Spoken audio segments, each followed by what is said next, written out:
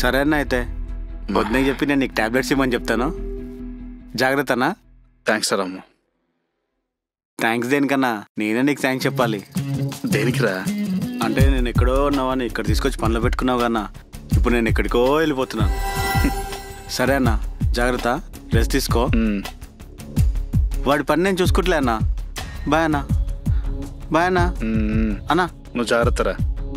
సరే అన్నా.